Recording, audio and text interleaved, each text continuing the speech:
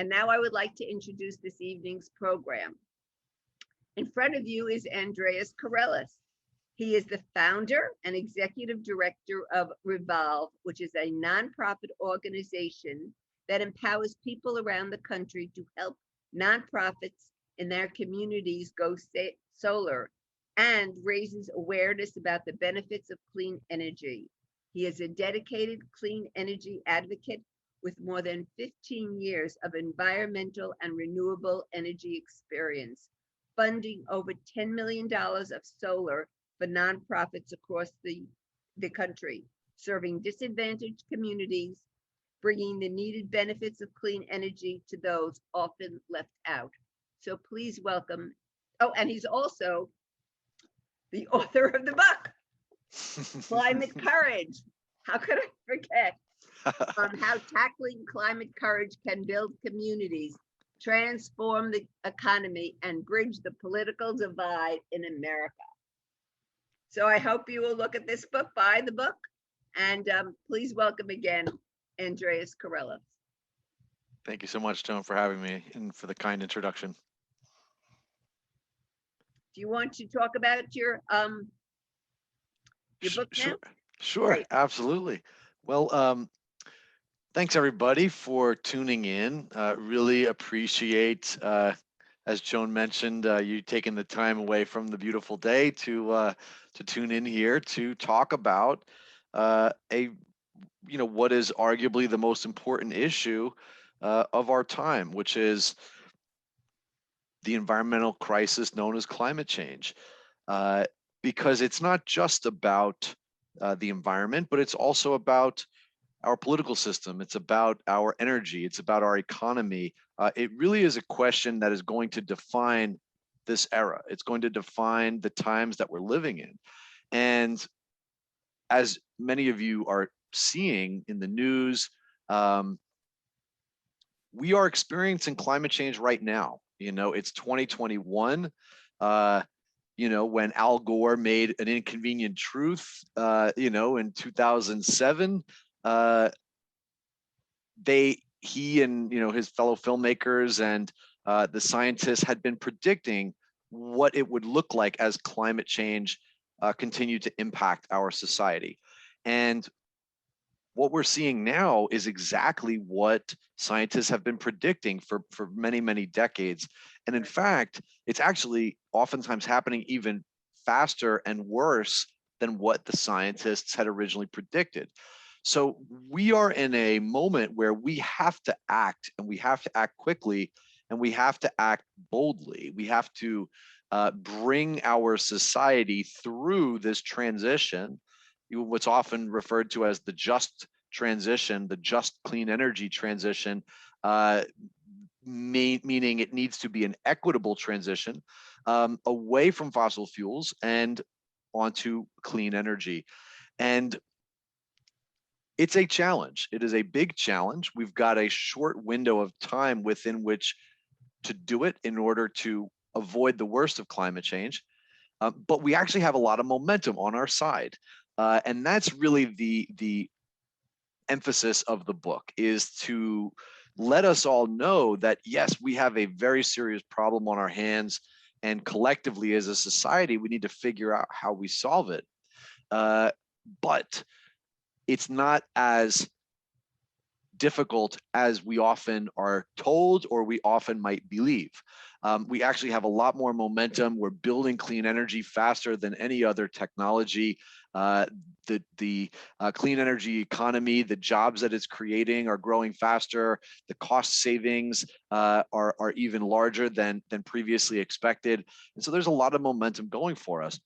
Now, one of the biggest questions that we face is often about buy-in, right? It's often about getting people who care to bridge the divide with people who don't care or who don't fully understand the issue, or who maybe have heard that it's not real, or maybe they think it's real, but they don't really want to engage on the issue. They think it's too costly. They think, oh, there's nothing we could do about it, or it's not, et cetera.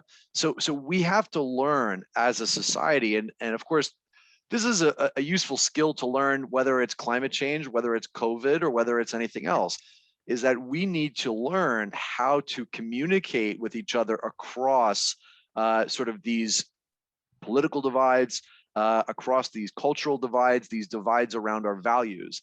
And really what that boils down to is learning how to find commonalities, right? How to find those, what are those shared values? What are those shared beliefs? At a very basic level, we're all human beings. At a very basic level, we're all Americans. At a very basic level, we all want safety and health and prosperity and savings, right? We want to make sure air and clean water, clean air and clean water, and making sure right, that our children and our grandchildren and everybody that we care about is protected and safe. right. So those are, and so what we've seen in the climate movement is that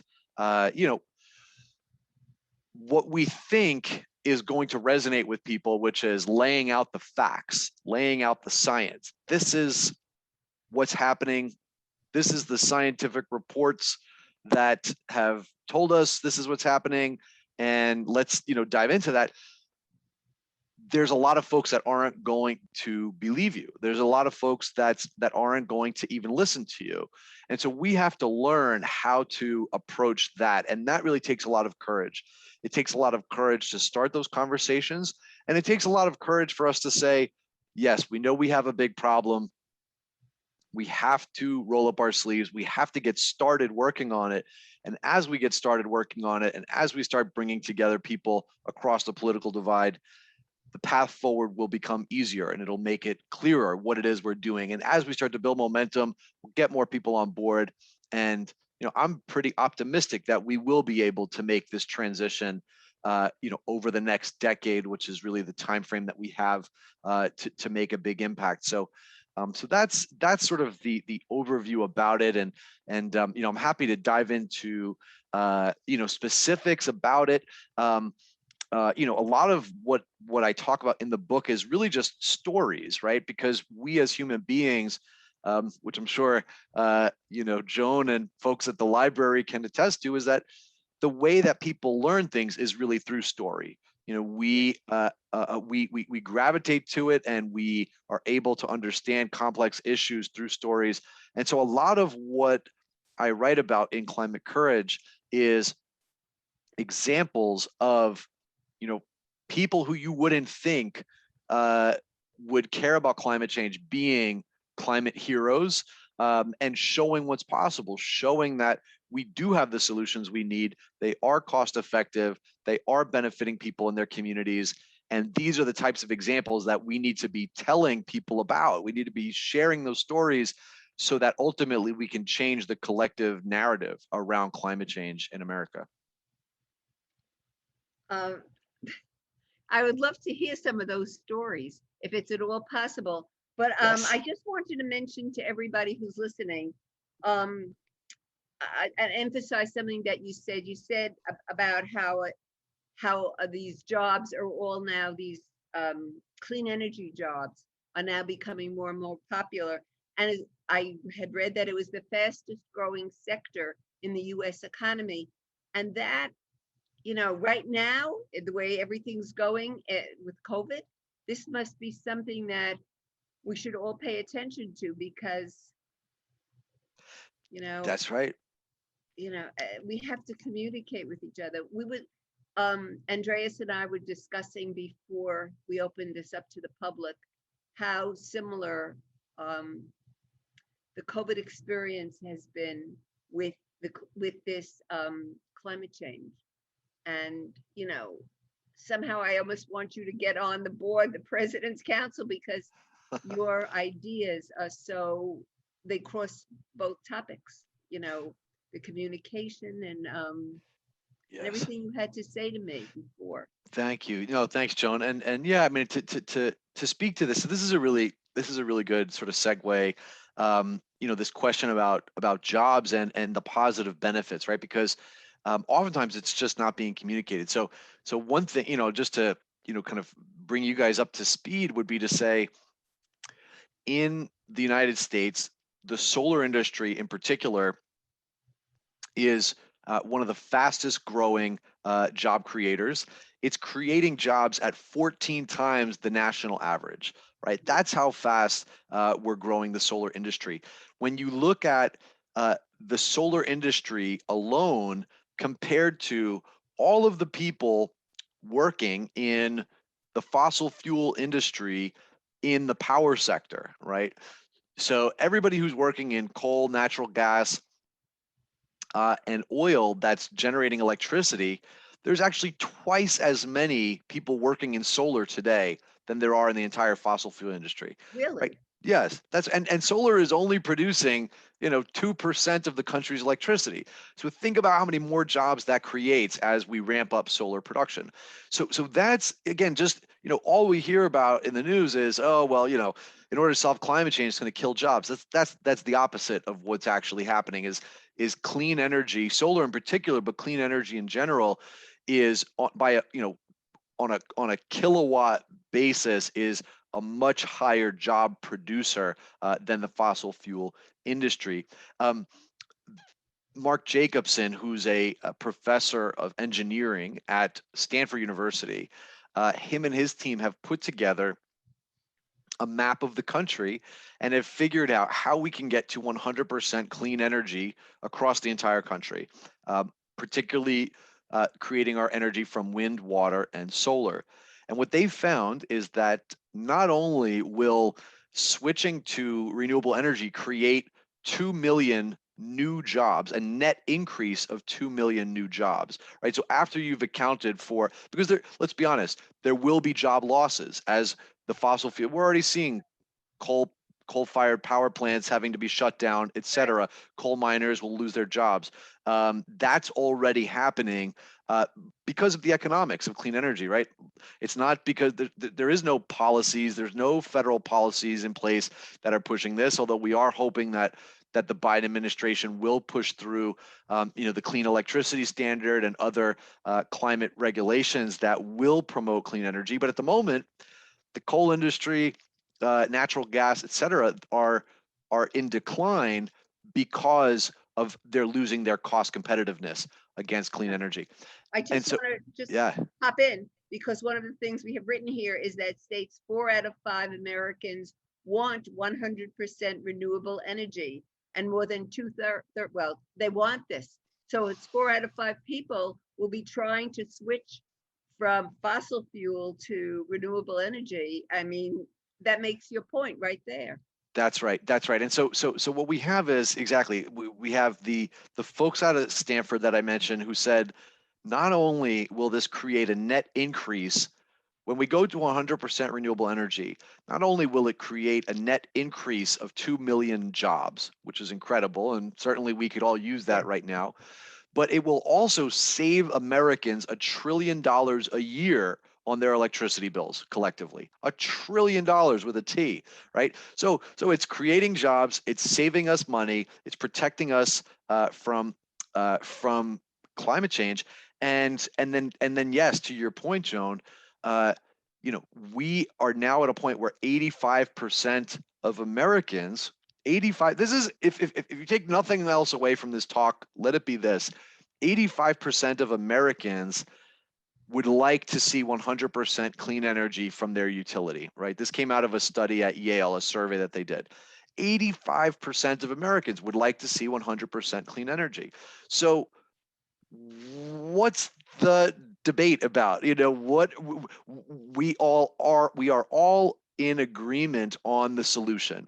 Whether or not you believe in climate change, whether or not you understand that it's caused by humans, everybody loves clean energy. What's not to like? It's free, it's cheaper, it creates jobs, it creates a healthy environment, right? These are the kinds of messages that can bring people together. And I would even pose the other question, which is to say, when we look at our country right now and we feel how divided it is, right? When we on so many issues, how many issues do 85% of Americans agree on? Right? Not many at all, not many at all. So in fact, this is actually one of the few issues where there's actually a lot of agreement. And that's the kind of thing that, and use, the fact that the Biden administration, that Joe Biden ran on a platform of clean energy and jobs, very much speaks to that, because it's very much well aware that Americans are on board with the clean energy transition. And then, yeah, as you mentioned, we've got 2/3 of people who say that climate change is personally meaningful to them. 73% of Americans believe climate change is real and it's caused by humans. The reason I'm bringing these things up is to say we're often told this narrative that it's a lot more polarized than we believe it is, meaning it's a lot more that we're told that this is a very divisive issue. But when you look at the data, the majority of Americans believe that it's a problem, they care about it, and most importantly, they're all on board with the solutions. So this brings up a really important point. Katharine Hayhoe, who is one of the world's top climate scientists, she also wrote the foreword for the book, for Climate Courage. Her main point is that when surveyed, 2 out of 3 Americans say that they never talk about climate change. They don't talk about it. You don't talk about it with your friends. You don't talk about it with your family. You don't bring it up at work. It's sort of like this taboo subject. It's like money or politics or religion that you just sort of don't want to get into a conversation with people about it because you're afraid of, potentially, bringing up a divisive issue. And so her point is the most important thing we can do is talk about it, because if we start talking about it with our neighbors, we'll all start to realize, wait a minute, there's a lot more consensus about this than the narrative that we are told. There's a lot more agreement. Everybody is generally on board with moving forward in the right direction, but we have to start talking about it so that that narrative can become clear, and that will create the political momentum, the political will that allows us to move forward.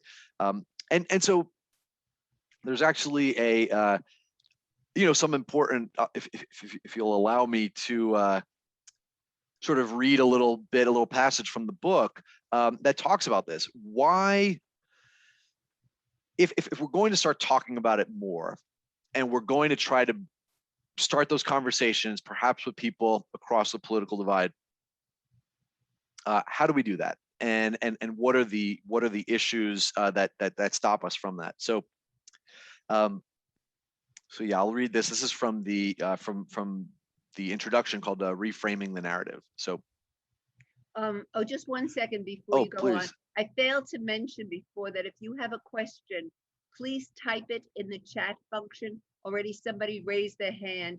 The chat function you will find at the bottom of your screen, and when you click on it, all you have to do is type your question and hit enter, and that will appear on our screen and we could read it. So I would appreciate, we're not going to go with the raised hand, the chat function.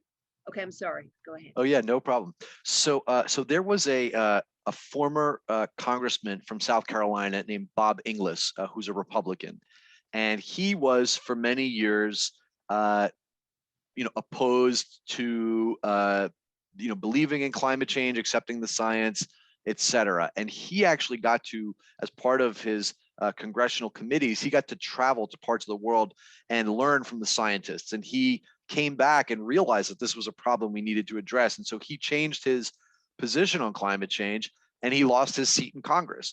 And so he realized, wait a minute, we Republicans can't be not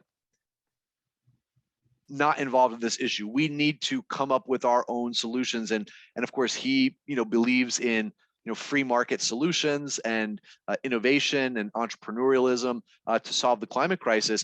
But he's been a strong advocate, and he's come up with a nonprofit called Republican with an EN at the end to try and address this issue. But the point here that he's making is we need to learn how to talk about this issue in a way that doesn't polarize the conversation. So what he describes here, so this is I write from the book. It says, former South Carolina Congressman Bob Inglis, a Republican, whom I'll discuss more in Chapter 4, describes it this way, quote, "What happens often when the left is talking to the right about these issues it seems like it's coming across as, we know better than you do. You're a bunch of hicks from the sticks. We're so much smarter than you are.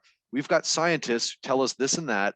We'll design a regulatory system that will fix things because we can't trust you to make good decisions.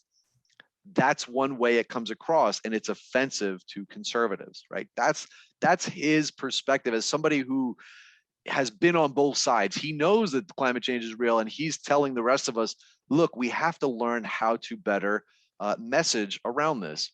And so this is, a section where I try to, this is later in the book, the end of chapter 2, where I try to describe a little bit about how I believe we can sit down and have these conversations and be courageous in terms of talking about this.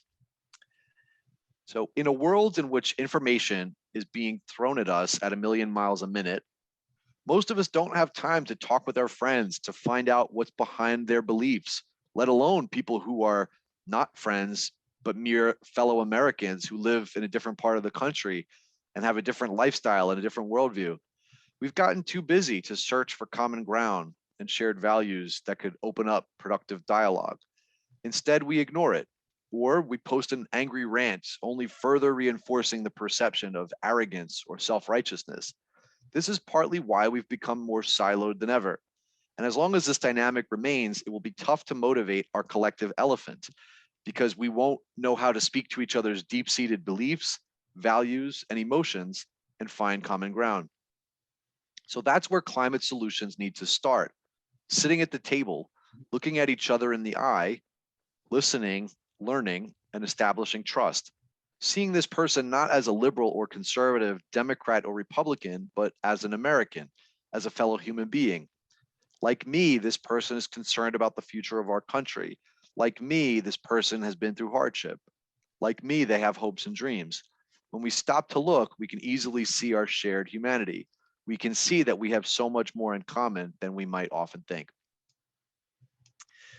This is so interesting. As I told you before, there was an op-ed piece in the New York Times that exactly talked about this in relationship to COVID and why people won't take vaccinations.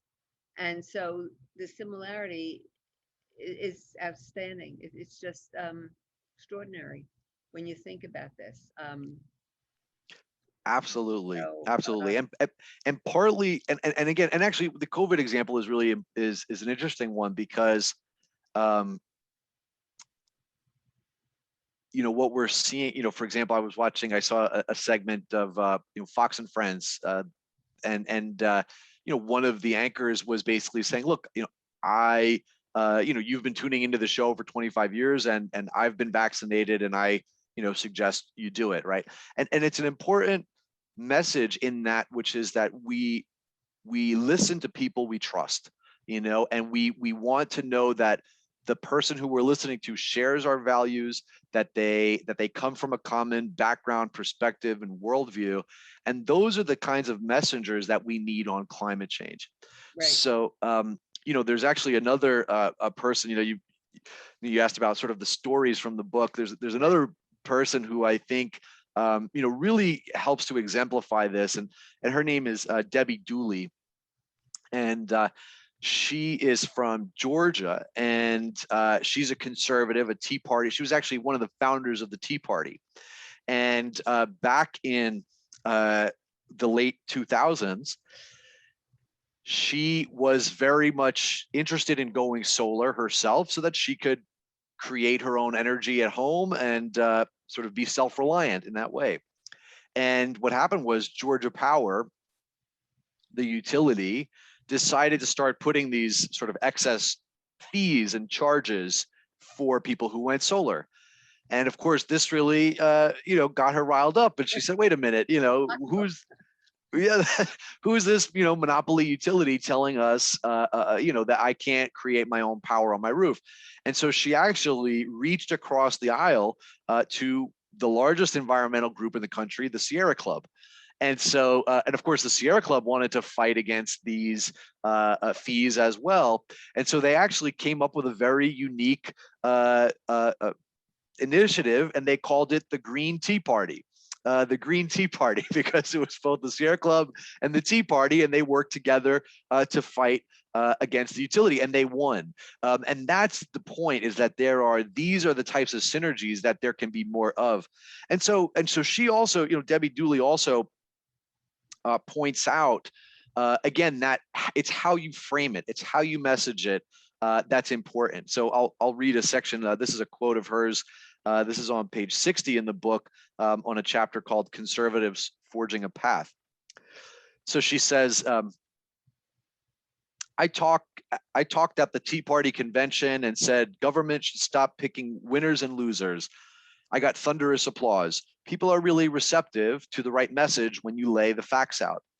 I've been attacked by Koch brother affiliated groups. Some said I was a fake Tea Party person.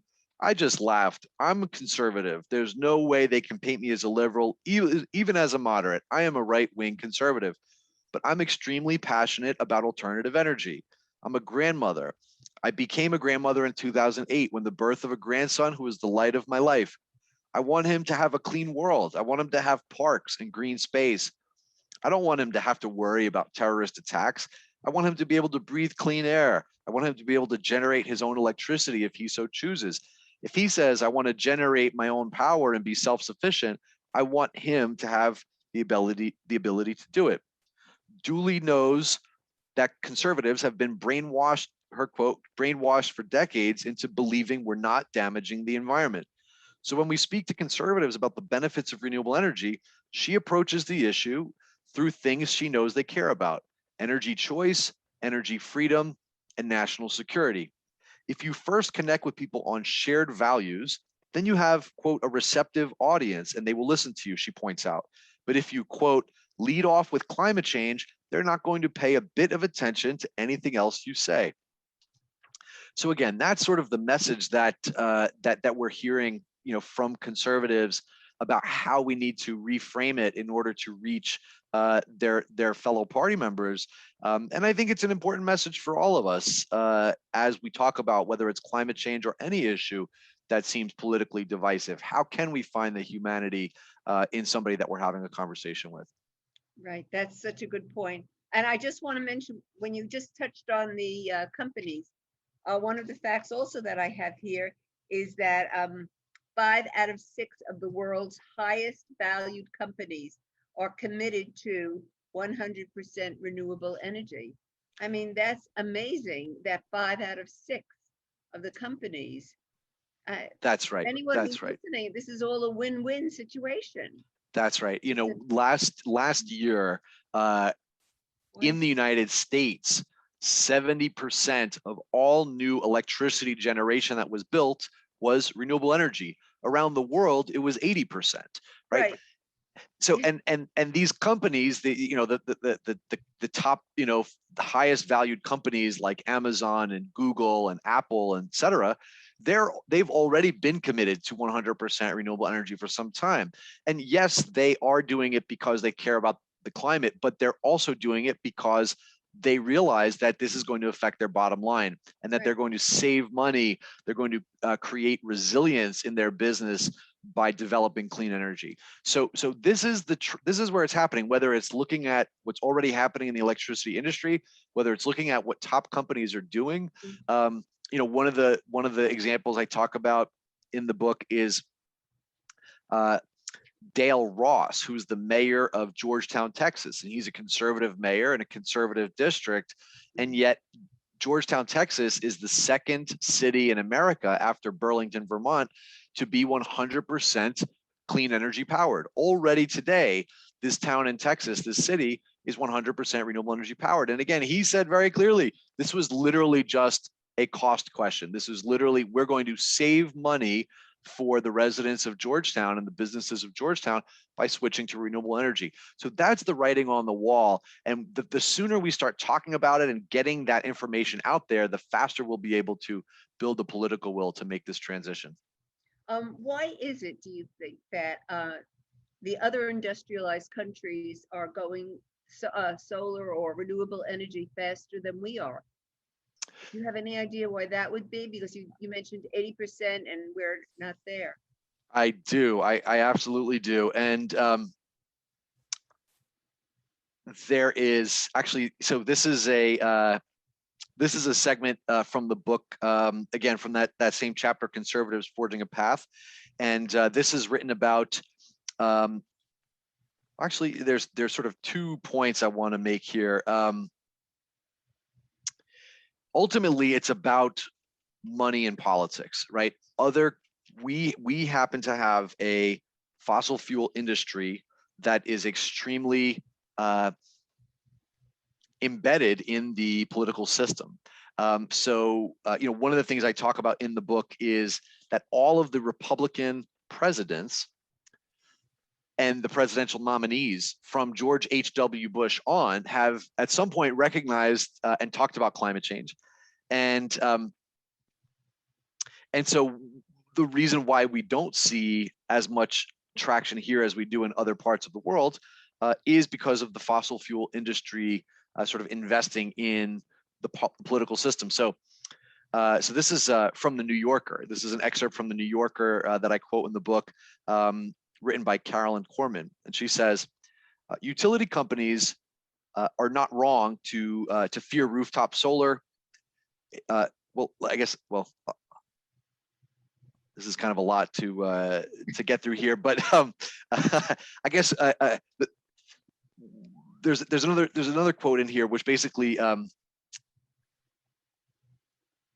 when they were interviewing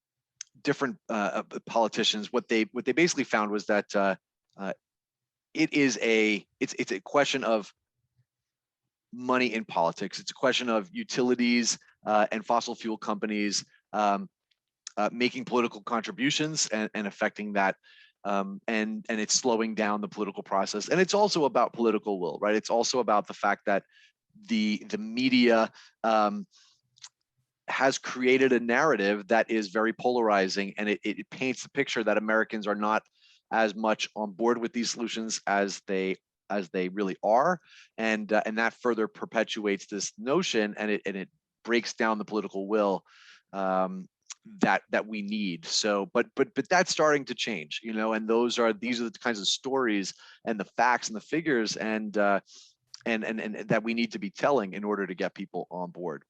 I got it. By the way, if anybody has any questions, please type it in chat. I do have a more sort of personal question. What got you started in this, in this renewable energy, and how it can help the community? How it can help the community heal? Mm-hmm. That's a great question. I'm originally from Staten Island, New York, and what's that? Local boy. Local boy, yeah, exactly. And my first week of college was September 11th, and I was in school in Washington D.C. and and I wasn't able to talk to my family for a number of days when the cell phones were out and there was no service, and that was I'm sure for everyone, especially for everybody here, who's a New Yorker, remembers how painful, and life-changing that moment was. And so for me, it was an interesting point in my life, because it was the first week of college, so it really shaped the rest of my college career. And I started taking classes to understand, and especially as we got into war in Iraq, over those next few years, I started to look into what is our relationship to the Middle East and politics, and a lot of it boiled down to energy, and a lot of it boiled down to oil, and these ongoing wars on foreign oil. And so as I started to look into that, and I realized, gosh, this is a really terrible situation for our country to continually be addicted to fossil fuels. What are the alternatives? How can we switch off of fossil fuels? How can we create energy independence here at home? And that was really what brought me into the question of climate change and the question of clean energy. So by the time I was graduating, I was very much convinced that solar energy and clean energy was the path for the future, not only for the climate, but also for our country's sort of overall well-being. And that was what got me started. And yeah, as you know, as you mentioned earlier, 10 years ago, I started a nonprofit called Revolve. And what we do is we help other nonprofits go solar. So for example, it could be, your child's school, or your house of worship, or maybe the homeless shelter that you volunteer at, or the local ASPCA or YMCA, or whatever the case might be, community center, Boys and Girls Club. And these nonprofits actually face a lot of barriers to going solar. They face a lot of challenges in getting solar projects financed. And so ultimately, my belief and the mission of Revolve is, if we can help, especially these places that really serve their community, if we can help them go solar, that will plant a seed in that community that gets more people to see it and say, hey, wait a minute, look at that. Solar's in my neighborhood, and I am benefiting from it because now the school's saving money on their electric bills, and my kid gets an extra field trip, or, additional benefits from the solar. And so that starts to change hearts and minds. And that's ultimately what we have to do, is make it so that people feel connected, and they realize that the solutions are available. So yeah, as you mentioned earlier, we've been doing this for 10 years. We've put up solar in 10 states, including New York. So we're very much looking to continue to deploy solar, particularly in communities that need it most, because like I said, there's a lot of cost savings that comes from switching to solar. So let's use that to support the nonprofits that are already providing those necessary benefits, whether that's feeding the hungry, or providing beds for the homeless, or providing care for the sick and elderly, right? Let's provide them with the savings from solar energy so that they can pass that on to the people who they serve. It's all good advice, boy. This is really, I hope everybody takes something away from this, certainly this. Is there anything else you want to mention before I talk about? I just want to mention that there is an organization in Westchester called Sustainable Westchester, which is all about helping you too, and not as extensively as Andreas' organization, but certainly it's a place to go. Sustainable Westchester. There's, we're all here on this planet trying to get through it. And Yes. this is a way we could all help each other, just the same way by getting your vaccination.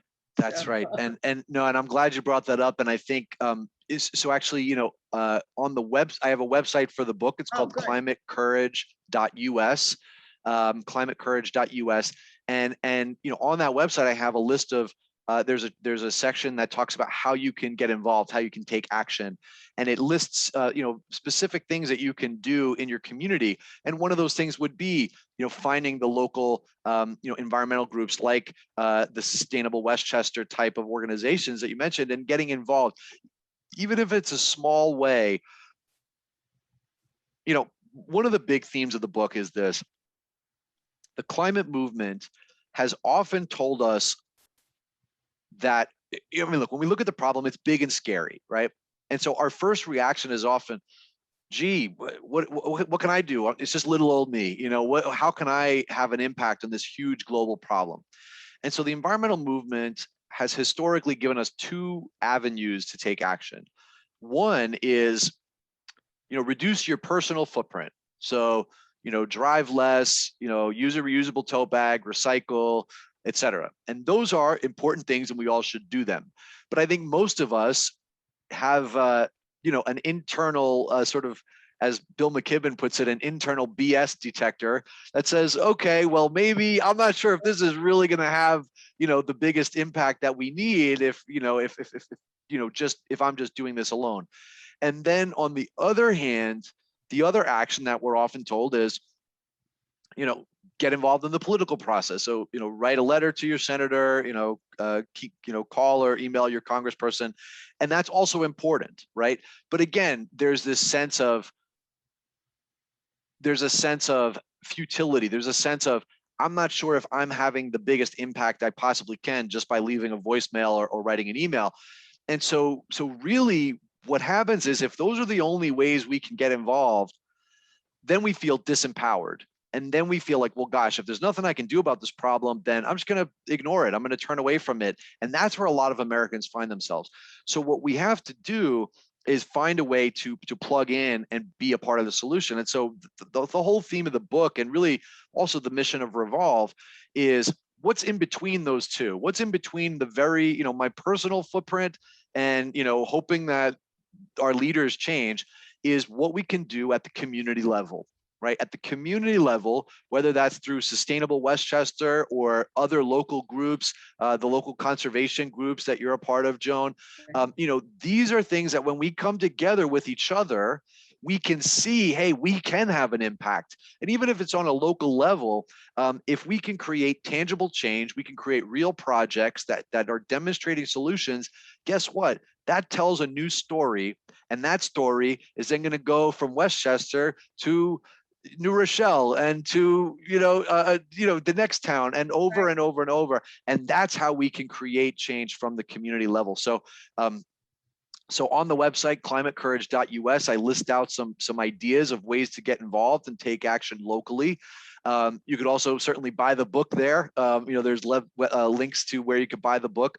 And also I'll mention, there's also links to Revolve's website, where we can train you as a volunteer. So what we call our Revolve Solar Ambassadors. And these are volunteers of all ages across the country who would like to help a local nonprofit in their community go solar. So if those of you on the call today, or those of you listening to this video, if you know of a local nonprofit in Westchester that maybe you're related, you have some connection to, and you think, hey, maybe they could go solar, get in touch, and we'll show you how you can help them go solar. So those are just my last few thoughts there, and I'm just glad to be here and looking forward to hearing questions from the audience. Well, that's all great information, and I hope everybody is writing all this down. We'll be sure to put on the website again, your website, so people could do it. And since we talked about my environmental group, I just want to tell everybody that I belong to Federated Conservationists of Westchester County, and it's FCWC, and the website is fcwc.org. If you're interested in becoming a member, with mostly the umbrella organization of all the environmental groups in Westchester County. So Andreas, it was great to talk to you. I'm sure everybody took away something that they didn't know before. And I wish you success, and I wish the planet success too. So thank you. Thank you all for coming.